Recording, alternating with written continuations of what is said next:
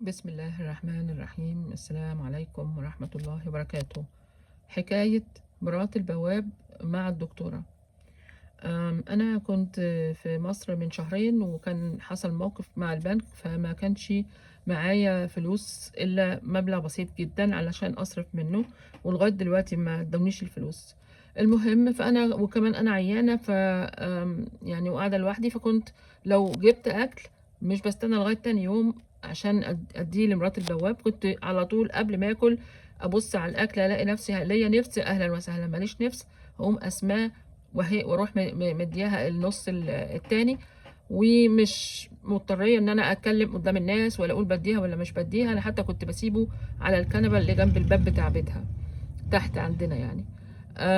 وبس. وبعدين بعد كده لقيتها في يوم بتخبط عليا، بتقول لي انا ما قدرتش افتح لان كنت تعبانه جدا في اليوم ده وارجع. لقيتها بتقول لي يا دكتوره، انا عامله محشي النهارده، تقريبا كان يوم جمعه. انا عامله محشي النهارده، اعمل لك طبق؟ فقلت لها الله يكرمك يا حبيبتي، بس انا تعبانه جدا زي ما انت شايفه كده، صوتي مش طالع وطول النهار برجع، فكتر خيرك وجزاك الله كل خير. بس وبعدين عدى الموضوع بقى، وانا اتلخمت في موضوع الفلوس ومش الفلوس، وكنت متضايقه جدا. لما جيت دلوقتي وشفت الصوره دي، افتكرت اللي حصل وقلت الله، ده موقف رائع جدا. انا عندي بواب بيديني اكل، يعني البواب هو اللي بيديني الاكل.